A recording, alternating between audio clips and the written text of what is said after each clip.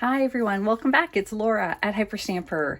I just finished this custom journal and it's a biggie. This one, I'm just getting my ruler. This is a 8.5 by, oh my gosh, my ruler doesn't even go that.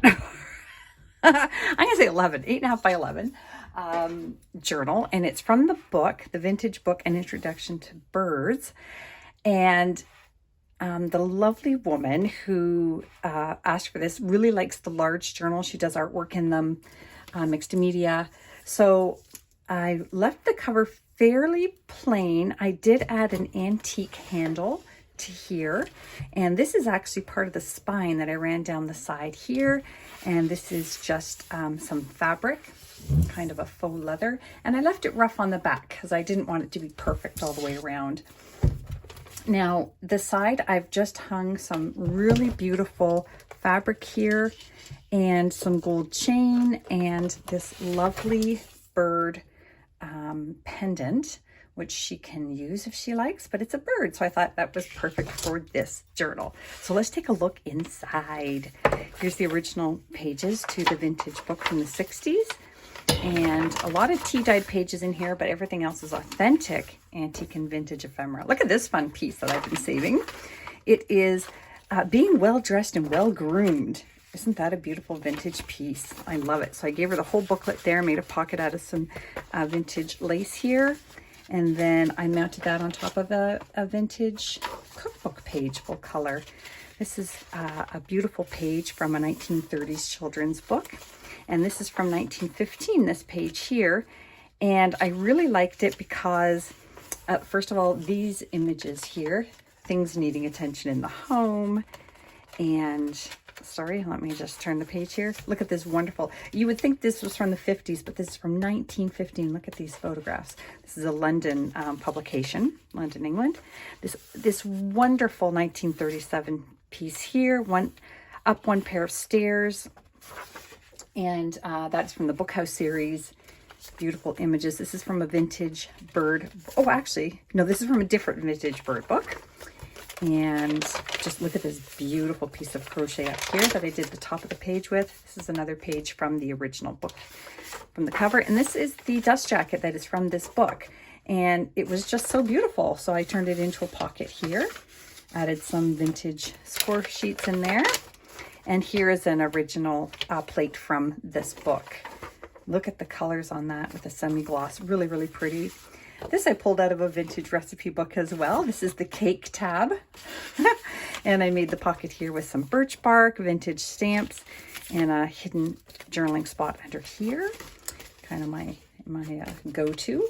This is from the 1930s. It's actually from a scrapbook, very brittle, so she can tear that up and use it in her mixed media. I just put a little border of crochet at the top there and also down here. This is a plate from the 1904 Currier and Ives book, plate number 93 and plate number 94. Really, really lovely. Hopefully she'll enjoy that as well. Here is a plate.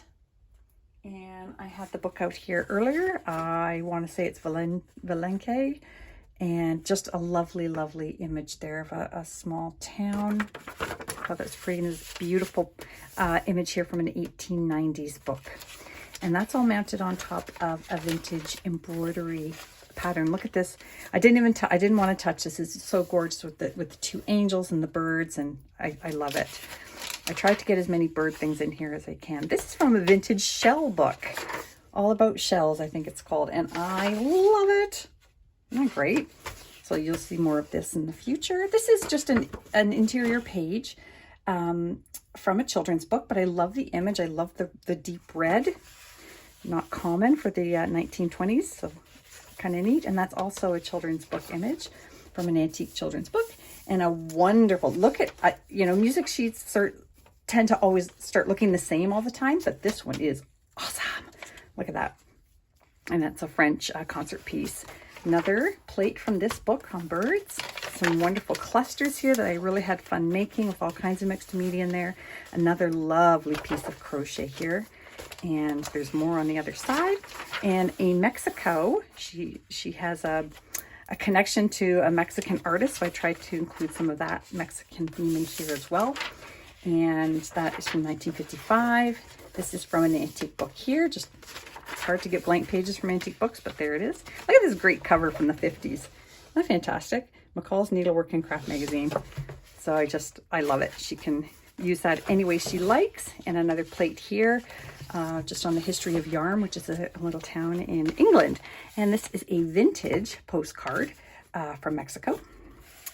And just another one of these fun little bits of ephemera that she can use in her mixed media work. And another pocket here made out of a children's book page. More of this. Fun little clusters here. That is a very, very old book page. I just added that for journaling space or artwork.